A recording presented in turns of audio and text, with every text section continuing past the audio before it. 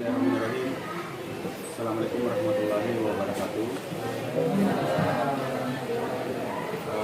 Terima kasih Bapak Ibu semua sudah berkumpul di tempat ini dalam rangka presentase salah satu tugas saya di dalam Kurikula, yaitu tentang budaya positif.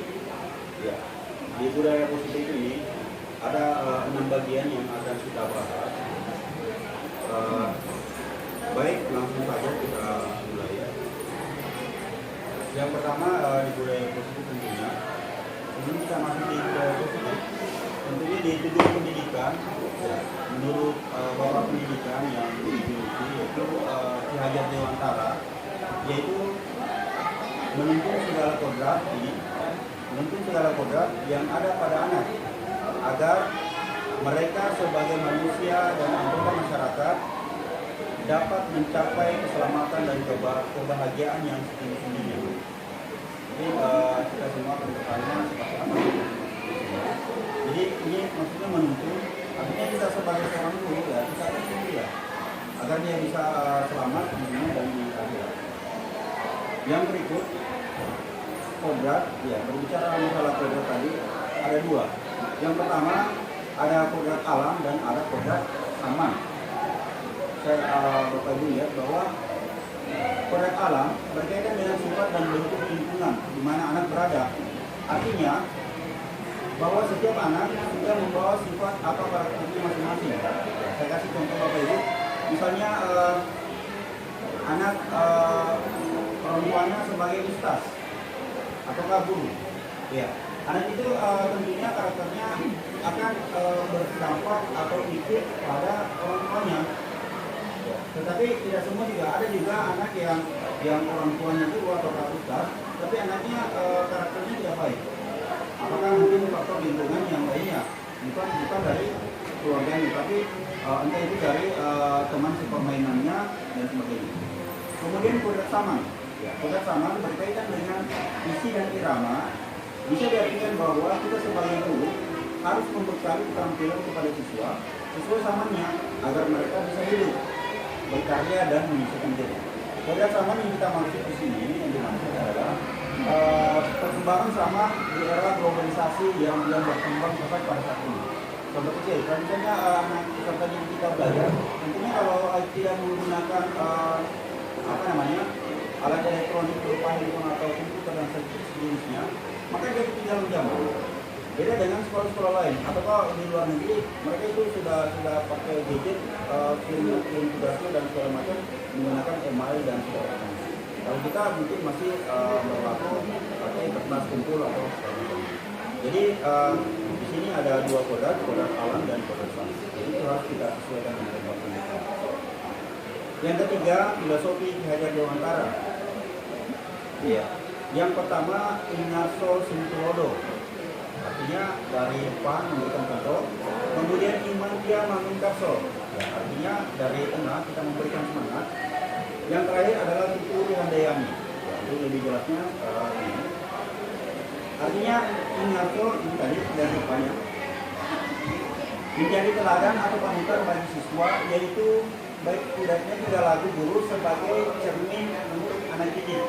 Ya, artinya kita sebagai seorang guru tentunya ya, memberikan contoh-contoh yang baik bagi anak kita semua. Karena apa yang dilihat biasanya menjadi apakah dari penampilan kita, dari cara-cara kita, dari cara menjelaskan kita. Dan kita sebagai guru harus memberikan contoh yang baik supaya mereka meniru-nirunya juga baik. Kemudian yang kedua, Imantia Mangunkarso. Ya, artinya dari tengah ya, kita harus memberikan semangat ya. Berbeda dengan motivasi ya. Memberikan semangat, memberikan support bahwa harus begini, belajar begini, berkarya dan sebagainya. Yang berikut, Tuturi Handayani. Ya, artinya dari belakang memberikan motivasi. Ya, selain dari depan, dari tengah dan dari misalnya kalau yang kita lakukan ya, misalnya kita akan sukses bersama. Kemudian yang berikut, budaya positif di sekolah. Ya. Budaya positif di sekolah yaitu nilai-nilai dan sebuah kebiasaan di sekolah yang berpihak pada peserta didik. Jadi kalau budaya positif berarti hal-hal yang baik yang perlu kita lakukan bersama. Agar mereka dapat berkembang berkembang menjadi pribadi yang kritis, terhormat dan bertanggung jawab, sehingga bisa menciptakan suasana yang mendukung perkembangan peserta didik. Yang kedua, sekolah menyediakan lingkungan yang positif, aman dan nyaman agar murid mampu berpikir, bertindak, mencipta dan merdeka, mampu mandiri dan bertanggung jawab.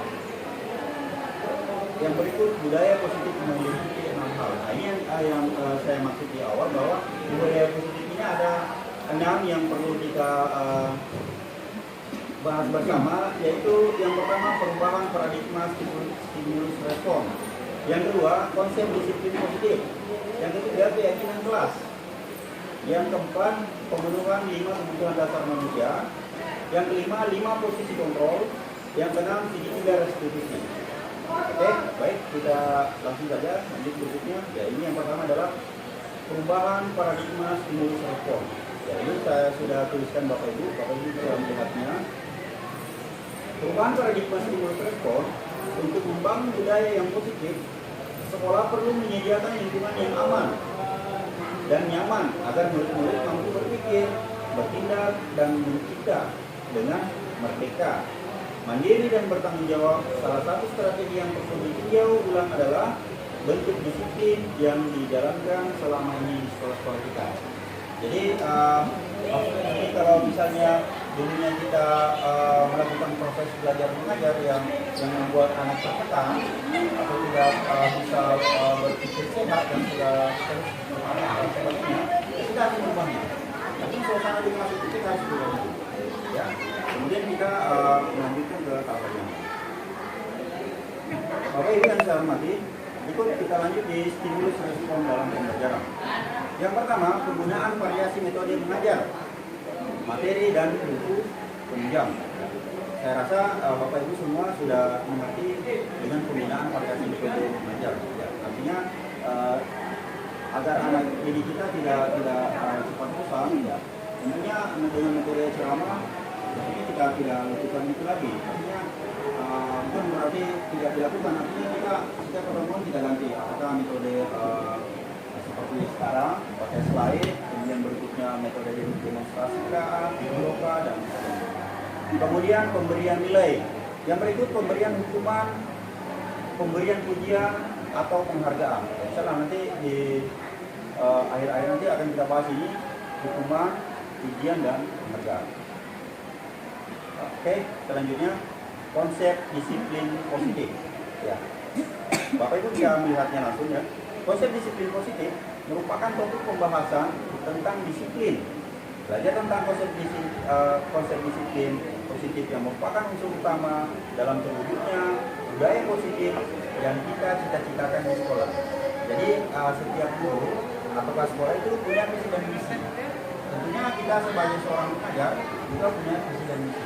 Apakah itu kita bermimpi bahwa kita memiliki siswa yang bernalar tinggi, berkreatif, kemudian mampu bersaing di kancah internasional dan sebagainya. Berikut, mereka berpendapat bahwa kalau saja anak-anak bisa disiplin, pasti mereka akan bisa belajar. Nah, para guru juga berpendapat bahwa mendisiplinkan anak-anak adalah bagian yang paling menantang dari pekerjaan mereka. Ketika mendengar kata disiplin, kebanyakan orang akan menghubungkan kata disiplin dengan tata tertib, teratur, dan kepatuhan pada peraturan. Kata-kata disiplin ini memang momok yang menakutkan bagi anak-anak kita. Biasanya kalau kita katakan disiplin, anak-anak kita tidak berpikir bahwa apa-apa yang mereka patuhi, tetapi dia akan berpikir bahwa apa-apa hukumannya kalau mereka melakukan hal-hal yang bertentangan dengan aturan tersebut. Oke, sebentar akan kita bahas itu tentunya di di posisi kontrol dan teori hukum. Kemudian yang berikut ada 3 macam motivasi perilaku manusia. Yang pertama, untuk menghindari ketidaknyamanan atau hukuman. Nah, ini namanya motivasi ekstrinsik. Ya.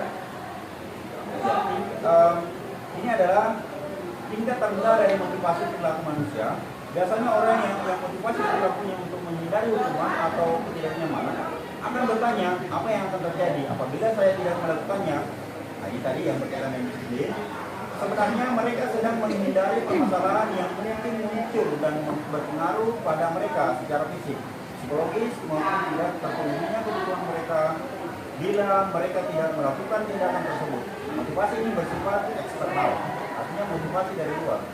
Nah, ini yang kita hindari. Artinya apa? Hindari maksudnya jangan kita biarkan bahwa anak-anak kita berbuat apabila ada hukuman. Ya, tidak berbuat berhukum. Ataukah karena mereka pasti berbuat karena mau menghindari hukuman. Mereka tidak berbuat karena keinginannya atau mereka mau memang berubah. Tidak. Karena jangan sampai nanti di luar sana tidak ada hukuman, maka dia berbuat sesungguhnya. Tidak terarah. Ya.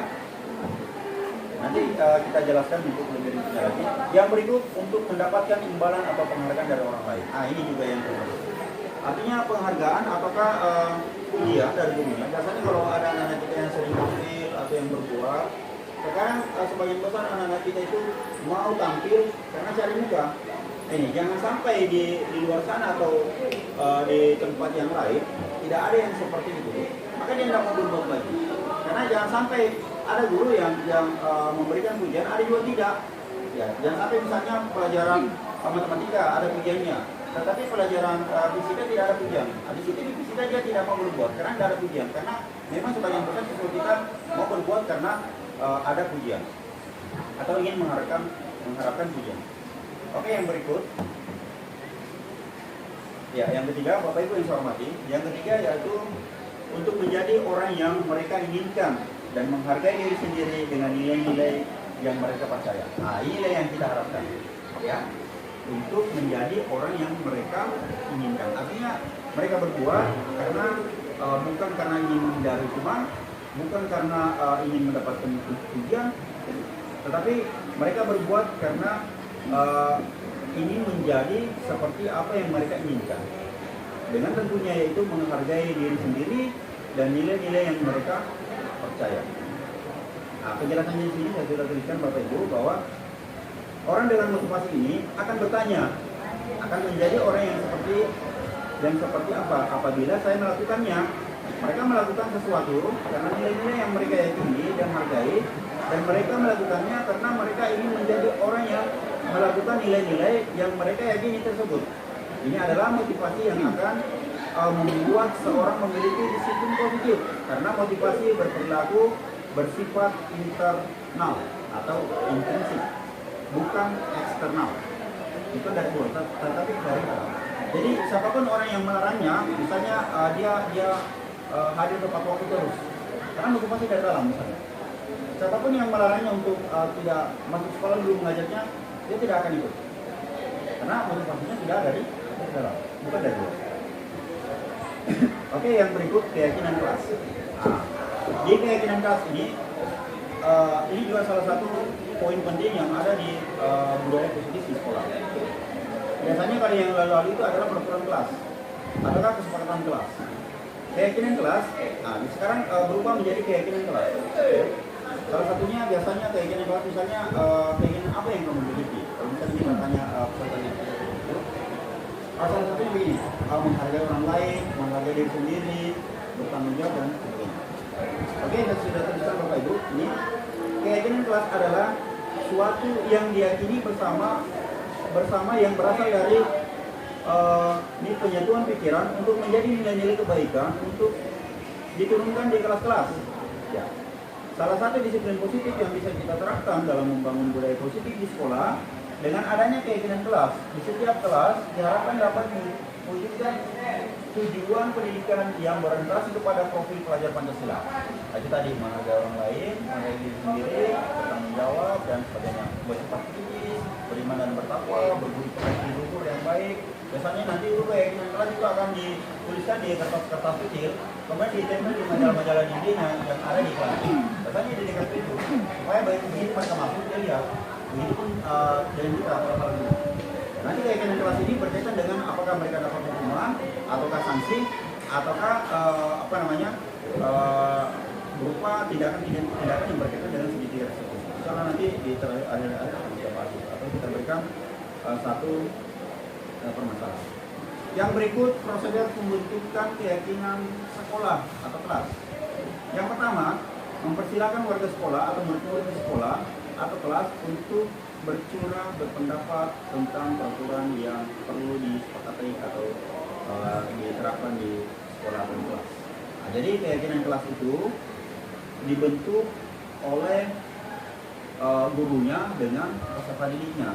Ya, kalau kita di SMA biasanya itu atau yang paling efektif adalah wali kelas dan perwaliannya. Jadi yang kuat adalah kedua aspek itu. Tetapi dengan tujuan bahwa itu harus berpihak pada anak. Jangan berpihak pada guru, jangan juga berpihak pada orang lain. Artinya karena yang mau menjalankannya adalah siswa kita, ya anak-anak kita. Artinya keyakinan kelas itu harus nyaman buat mereka. Ya, kalau tidak nyaman jangan kita pakai. Tentunya kita libatkan mereka apa yang mereka punya. Itulah nanti yang akan mereka tuliskan. Jadi sampai 4 poin ya. Misalnya kali ini saya akan bagikan materi ini Bapak Ibu. Ya, ada 7 ini. Oke, Bapak Ibu yang saya hormati, sekarang kita masuk di pemenuhan 5 kebutuhan dasar manusia. Ya. Nah, inilah yang biasa yang menjadi dasar pokok utama sehingga banyak peserta didik kita yang melakukan pelanggaran-pelanggaran yang bertentangan dengan aturan-aturan yang ada atau keyakinan di kelas yang ada. Kenapa? Mereka tidak menyadari sebenarnya 5 kebutuhan dasar ini yang mereka ingin penuhi. Hanya saja apa yang mereka lakukan itu tidak tepat. Ya. Contohnya, ya ini yang pertama adalah bertahan hidup. Saya kasih contoh Bapak Ibu, misalnya pada saat kita mengajar di dalam kelas, ada peserta didik kita yang rapal. Ya, biasanya kalau siswa yang belum paham apa yang harus mereka lakukan, biasa yang pertama dia tidak masuk, atau dia terlambat. Nah, biasa begitu dia masuk kita berikan hukuman, sehingga besoknya dia tidak masuk lagi. Sebenarnya itu adalah hal yang paling sangat tidak benar. Ya, pada saat saya ikut di pelatihan ini, saya merasa bahwa ternyata saya sangat berdosa kepada anak-anak saya yang lalu yang pernah saya bertemu seperti itu. Padahal mereka ingin bertahan hidup. Ya, misalnya kalau mereka masuk, dia isi, silakan kita berikan isi. Karena memang kebutuhan dasar yang pertama adalah bertahan hidup. Dia mau bertahan hidup. Jadi kalau mereka lapar, dia akan bisa belajar dengan baik. Oke, yang kedua adalah kebebasan. Kebebasan, biasanya mereka mau bebas atau bagaimana? Ya, tapi jalannya tidak tepat. Ya, yang berikut kesenangan, penguasaan dan kasih sayang yang harus mereka terima. Oke, itu lebih jelasnya silakan diperhatikan Bapak Ibu. Nah ini kebutuhan untuk bertahan hidup tadi saya sudah jelaskan. Yang kedua cinta dan kasih sayang. Ya, ini saya sudah tuliskan Bapak Ibu, bisa Bapak Ibu lihat.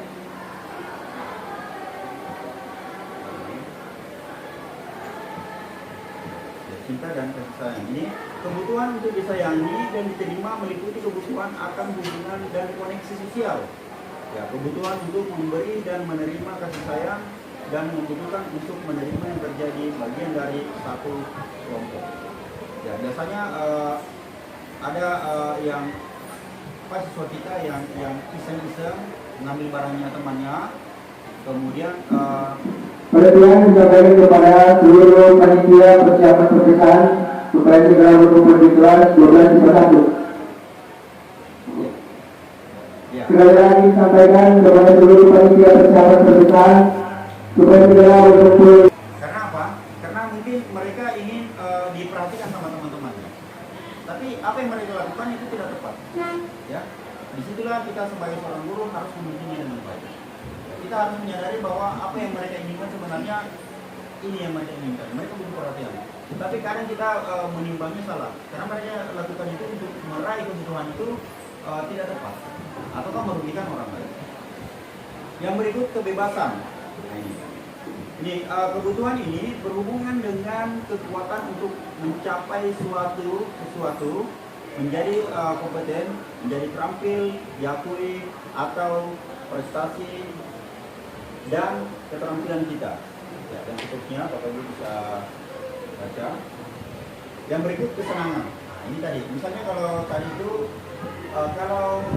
siswa kita, salah satu siswa kita mengambil barang temannya, kemudian temannya ingin mengambilnya kembali, nah, artinya dia senang kalau dia mempermainkan temannya. Nah, itulah yang dimaksud bahwa dia berupaya untuk memenuhi kebutuhan yang tempat ini, yaitu adanya kesenangan. Ya. Hanya saja kita sebagai pendidik terkadang melihatnya itu suatu kesalahan yang fatal. Biasanya kalau ada yang melakukan seperti itu langsung kita, kamu jangan seperti itu, kamu lari keliling lapangan. Sebenarnya itu tidak tepat. Artinya mari kita panggil mereka, kemudian kita berikan pemahaman yang benar bahwa harus seperti itu. Ya, jadi secara inti kita harus menyadari, tahu kebutuhan apa yang ingin diraih peserta didik itu. Yang kelima, penguasaan atau power. Nah, biasanya penguasaan ini ingin menjadi kepala kelas, ketua OSIS dan sebagainya. Nah, disitulah peran kita untuk menentunya supaya terarah dengan baik. Ini penjelasannya. Kebutuhan akan kesenangan adalah kebutuhan untuk mencari ini kesenangan bermain dan tertawa, hidup tanpa kenikmatan apapun. Ya. Nanti Bapak Ibu bisa baca ulang, akan saya kasih materinya. Ya, di sini ada deskripsi sedikit. Ketika seorang murid melakukan suatu perbuatan yang bertentangan dengan nilai-nilai kebajikan atau melanggar peraturan, hal itu sebenarnya dikarenakan mereka gagal memenuhi kebutuhan dasar mereka. Ini yang kita maksud tadi. Murid kita juga mempunyai gambaran dunia berkualitas mereka. Tentunya sebagai guru kita ingin mereka ini memasukkan hal-hal yang bermakna dan nilai-nilai kebajikan yang hakiki dalam dunia ini. Yang berikut, yang kelima, yaitu materi tentang 5 posisi kontrol. Nah, ini yang menurut saya yang salah satu yang paling penting dari posisi ini. Oke, baik, lanjut saja. Di 5 posisi kontrol ini ada 5, ya, Bapak Ibu bisa lihat. Yang pertama adalah sebagai penghukum. Ya, tentunya waktu Bapak Ibu sekolah dulu, ya, pasti Bapak Ibu sering merasakan namanya dihukum. Nah, memang ada guru-guru yang berkarakter seperti itu. Makanya tidak heran bahwa guru-guru yang sekarang itu banyak yang suka menghukum. Karena memang dari dulu dia dihukum. Ya, maka dari itu, ya, saya mengharapkan kepada kita semua untuk merubah itu semua. Ya, karena menghukum itu tidak menyelesaikan suatu permasalahan. Hanya menambah dan menambah. Contoh kecil, seperti ini. Misalnya kita terlambat masuk. Ya, terlambat dalam 15 menit. Biasanya kita hukum keliling lapangan. Ya. Apa yang mereka rasakan? Pasti kesakitan. Yang kedua, malu. Mereka sampai tamat bertahun-tahun akan mengingatnya. Bisa saja besok tidak masuk karena mereka sudah benci gurunya, bukan pelajarannya. Jadi jangan ibu heran kalau anak itu. Baik, Bapak Ibu lanjut. Jadi mari kita sadari bahwa memberikan hukuman adalah bukan solusi yang terbaik. Yang berikut, membuat orang merasa bersalah. Nah, ini membuat orang merasa bersalah. Biasanya saya kasih contoh ya Bapak Ibu. Biasanya kayak gini, terlambat. Oke, kita berikan dia persilakan masuk. Tapi kita senyum-senyum tipis, memberikan seperti bahasa tubuh. Nah, anak-anak itu juga tidak nyaman. Kenapa tidak nyaman? Karena dia berpikir bahwa, wah, saya bersalah. Wah, guru saya ini agak lain-lain ini kelihatan. Meskipun kita berikan dia masuk, tapi kita senyum-senyum tipis, silakan masuk. Senyum tipis. Berarti, ya, ada yang tidak nyamanan yang dirasakan oleh anak itu. Apa sebab akibatnya? Dia belajar, mungkin tidak tenang, terlalu dia pikir dengan saya tadi bersalah ini yang terlalu tidak tenang. Apakah itu sebuah penyelesaian? Ya, tidak ada penyelesaian. Besok kalau terlambat masuk kita mau begitu lagi, maka terbawa pada dampak kebaikan. Oke, yang berikut, yang ketiga, ya, yang ketiga sebagai teman. Ya, sebagai teman. Nah, ini saya kasih dari Bapak Ibu sebagai teman. Misalnya itu lagi yang terlambat, kita persilakan masuk. Kemudian kita sampaikan gini, wah, misalnya namanya Hamzah. Wah, Hamzah, kamu terlambat lagi. Wah, kenapa terlambat lagi? Saya sangat kecewa kepadamu. Nah, ini biasanya sekarang itu sebagian besar guru dan siswa itu sebagai sahabat atau teman dekat. Tetapi pada saat siswa melakukan kesalahan, maka kita biasanya memberikan kata-kata seperti itu. Apa yang terjadi? Mereka juga tidak nyaman. Ya, meskipun kita sudah dekat dengan mereka. Apa sebab akibat yang kedua? Misalnya di pelajaran lain, dia tidak dekat sekali. Nah, apakah siswa kita bisa berubah dari sikap yang pembelajaran itu dengan gurunya yang berteman dekat dengan sikap pembelajaran yang lainnya, bahwa dia tidak berteman dekat dengan guru tersebut. Ya, jadi hati-hati Bapak Ibu. Oke, Bapak Ibu yang saya hormati, berikut adalah sebagai monitor atau pemantau. Nah, ini juga biasa terjadi. Misalnya juga terlambat, misalnya pelajaran matematika terlambat, kita persilakan masuk. Nah, kemudian kita beritahu bahwa sebentar jam istirahat, kamu harus mengerjakan soal halaman sekian, nomor 1 sampai sekian. Teman-teman yang lain mereka istirahat, mereka mengerjakan tugas karena sebagai monitor. Ya, kita kontrol dia apa yang terjadi.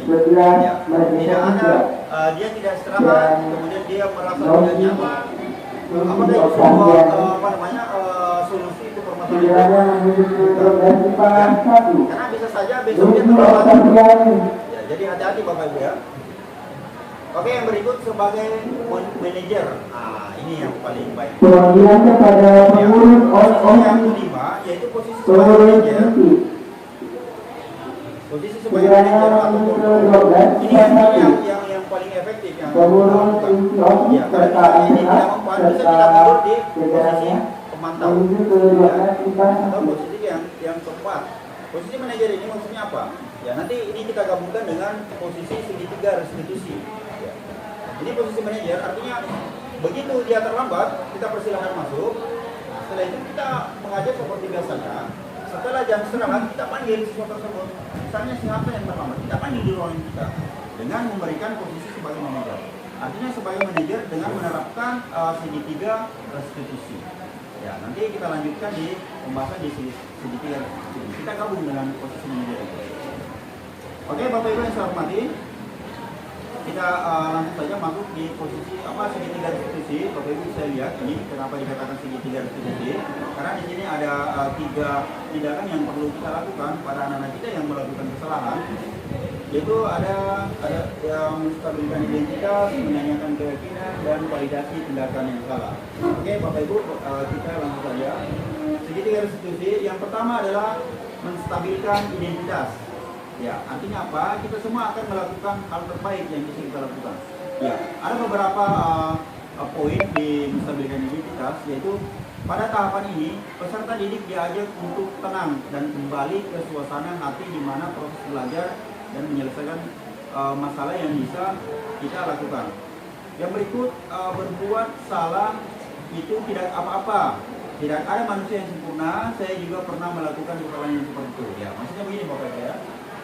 Misalnya si Hamzah terlambat, ya, kemudian kita persilakan masuk. Setelah jam istirahat kita panggil orang kita tanya, Hamzah tahu tidak kenapa saya panggil ke sini? Pasti dia jawab dengan perasaan yang takut, yang ragu-ragu menjawab begini. Tahu Pak, tadi saya terlambat. Dengan rasa tunjuk-tunjuk ya, kemudian kita stabilkan di situ. Oke Hamzah tidak apa-apa. Ya. Bukan hanya kami yang pernah melakukan ini. Maka di situ akan ada timbul sedikit perasaan yang lega. Oh, saya tidak dapat hukuman. Tapi belum, ya, itu sampai di situ. Kita lanjut di yang kedua, yaitu validasi tindakan yang salah. Artinya apa? Kita tanya, Hamzah, saya tahu kamu pasti punya alasan kenapa bisa terlambat. Maaf Pak, pasti dia jawab, maaf Pak, tadi saya terlambat karena saya bangunnya kesiangan. Setelah itu kita sampaikan lagi, oke, mari kita selesaikan masalah ini dengan perasaan yang lega, karena beranggapan bahwa mari kita selesaikan masalah ini. Ya. Kemudian kita tanyakan, Hamzah, keyakinan kelas apa yang kamu yakini? Nah itu, ya, keyakinan kelas apa yang kamu yakini? Pastinya kalau dia terlambat, tentunya kalau dia belum bisa jawab keyakinan kelas apa yang dia yakini, mari kita tuntun dia. Ya. dan yakinkan dia. Yang pertama apa? Pemanggilan kepada Aulia Mahadewa atau Dewa berdasarkan Artinya apa? menuju ke Ya. 12 Kalau dia terlambat, dan lagi pemanggilan kepada Mahadewa atau Dewa ini kiranya menuju ke 12 yang kedua menghargai orang lain, apa menghargai diri sendiri. Artinya apa? Harusnya dia sudah ikut belajar di 15 menit itu dengan ilmu yang dia dapatkan, tapi dia tidak ikut karena terlambat. Berarti dia tidak menghargai dirinya. Ya. Yang ketiga adalah apa? Kita bisa juga memberikannya bahwa bertanggung jawab. Ya kan? Artinya bertanggung jawab karena cepat. Itulah keyakinan yang harus dia yakini apabila dia terlambat. Ini hanyalah contoh. Bapak Ibu juga bisa menambahkan ataukah peserta ini kita misalnya dia yakini yang lain juga enggak apa-apa. Mari kita tuntun dia. Nah, setelah itu kita bercakap lagi. Oke, saya menghargaimu. Kita sampaikan lagi. Kira-kira apa yang akan kamu lakukan, Hamzah? Mungkin kalau dia bertanya, saya akan mau Pak dihukum. Oh, itu bukan, jangan. Karena itu tidak menyelesaikan masalah. Karena kalau kita hukum, ya atau berikan konsekuensi, push up dan segala macam, besok bisa saja terlambat. Ya, itu. Ataukah dia mau hadir karena takut hukuman, ingin menghindari hukuman? Tidak. Tapi mari kita tuntun dia bahwa apa-apa yang harus kamu lakukan. Yang pertama, untuk menghindari keterlambatan itu yang pertama apa? Yang pertama tentunya berupaya untuk hadir tepat waktu dengan langkah-langkah. Yang pertama yaitu mengurangi kegiatan di malam hari. Misalnya dia main HP terus, tidurnya jam 12 malam atau jam 1, dia kurangi. Yang kedua, setel alarm di HP-nya. Ya. Siapa yang akan mengingatkannya? Orang tuanya. Jadi kita jalankan seperti itu. Ya, setel alarmnya supaya berbunyi misalnya di jam 6 pagi atau pada jam berapa, supaya dia bersiap-siap di awal. Nah itu beberapa hal-hal yang harus mereka anak didik itu harus lakukan. Bapak Ibu yang saya hormati, terkadang timbul pertanyaan, apabila sudah lakukan itu, apakah tidak terlambat lagi? Insya Allah. Kalau keyakinan itu mereka yakini dan bersungguh-sungguh melakukan beberapa langkah itu, siapapun orang yang mengajaknya untuk terlambat, dia tidak akan terlambat. Karena apa? Karena itu motivasi dari dalam. Ya. Mereka lakukan karena benar-benar dia melakukan dan mau berubah. Bukan karena hukuman, bukan karena konsekuensi, dan bukan karena ingin mendapatkan pujian dari orang lain atau dari diri. Tidak apa-apa kita berikan reward, pujian atau semacam, tapi jangan berlebihan. Artinya jangan juga kita barengi dengan hukuman. Ini saya hanya mengajak Bapak Ibu bisa memikirkannya ke depannya bagaimana, karena pendidikan yang kedepannya akan kita raih bersama, bentuk bersama, ada di tangan kita semua. Jadi saya berharap kita satu pola pikir Bapak Ibu. Ya.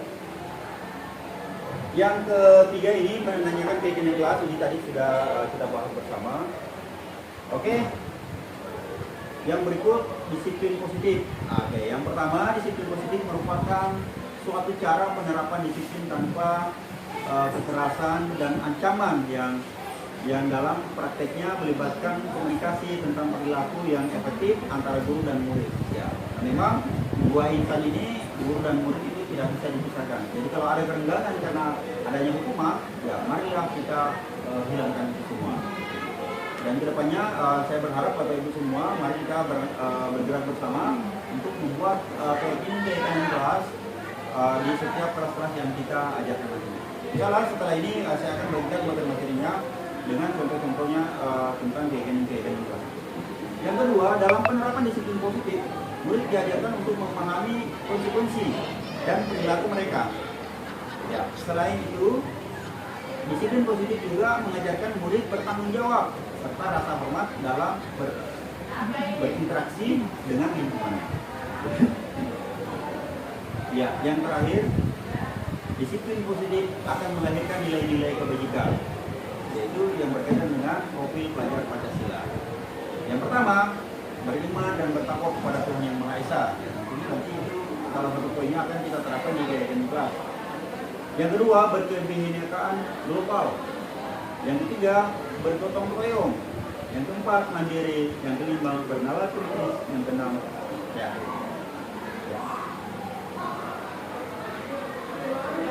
Dari apa yang saya sampaikan, Ya, semoga Bapak Ibu hatinya terbuka, hatinya tertutup, bisa melakukannya nanti ke depannya supaya pembelajaran kita, pendidikan kita, anak-anak kita bisa sukses ke depan dan mempunyai akhlak yang mulia. Ya, untuk lebih jelasnya nanti kalau ada Bapak Ibu yang ingin tanyakan, saya tidak bisa bincang di ruang guru atau di mana. Ya, karena hari ini hanya sebatas persentase saja dulu, Bapak Ibu ya. Nanti kita bincang-bincangnya di luar sana atau di mana, atau bisa juga di WhatsApp nanti. Ya.